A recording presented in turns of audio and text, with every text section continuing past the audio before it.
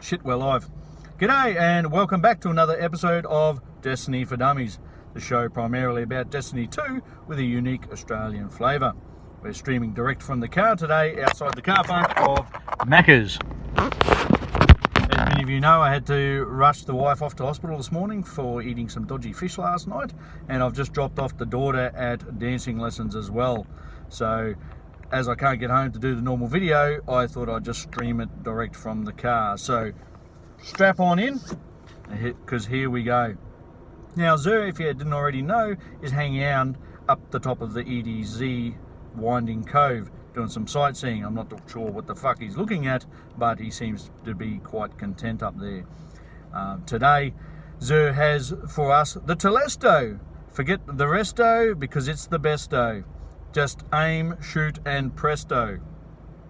Anyway, I'll try and link that later on once I get home to the actual full poem by unknown Reddit user probably. Anyways, the Telesto is for sale today. If you don't have one, get your hands on it because this thing has broken more code than straws have broken camels' backs.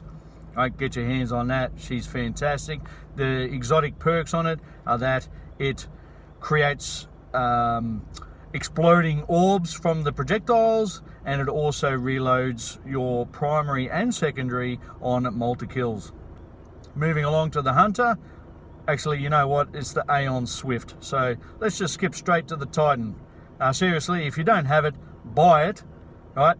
And then shard it, because you're never going to use the fucking things, right? They're shit, right? I don't know why they created them, what they were thinking, but you know, unless they get a buff in the next season, they're still not going to get used. Anyways, moving on. Onto the Titans, we do have the Lion Ramparts today. These things are pretty damn good and part of any essential Titans kit. Right, these things make you more maneuverable and also can increase your hipfire accuracy whilst airborne. Right, great pair of pants. Pick them up for the Titans while you can. From memory, I think that was 62 points with 14 in mobility and I think it might have been 18 in intellect, but I'm going off a couple of hours old information when I glanced at it before, you know, taking the wife to hospital, so I could be wrong. Right, and then last but certainly least also, the Space Freaks, our Warlock friends. God bless them.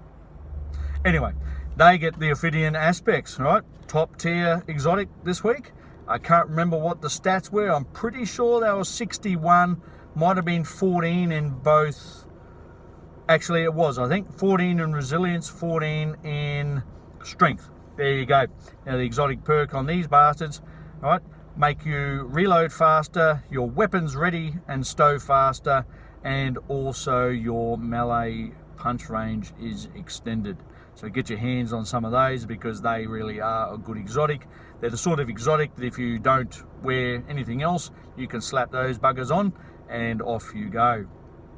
Moving on to trials for the week. The map this week was Distant Shore. Now I did have some funny commentary lined up around all of that, but for the life of me I can't fucking remember. No big surprise there. Alright. What I do remember though is that it's going to be a shit fight on the way to 3 wins because the prize for the 3 is the Summoner. Alright, what won't be a surprise is that all the top teams are going to be just farming up to 3 to get their hands on the best one that they can, which means it's going to be a slog this week, boys and girls.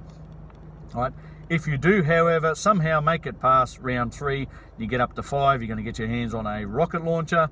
At 7 wins is the helmet, or you know, headpiece, whatever, and if you do manage to go flawless, it is the class item for this week. Now that's about it for me for the week. I wasn't actually going to cover off TWAB this week. I think there was only one thing that was actually interesting, but really it was a piss poor TWAB in the grand scheme of things. There just really wasn't any information that was terribly interesting or that we didn't already know, I suppose you'd say. So instead of crapping on about the cruise for too any longer, let's just call it there. All right. Please remember to subscribe and like and all that sort of good stuff. I do love the fancy comments, as everyone already knows, so feel free to slap one down there, especially if there's something else that you want us to cover. And other than that though, grab your piece of string and your tin cans, and we'll see you again on Monday as we head back down under.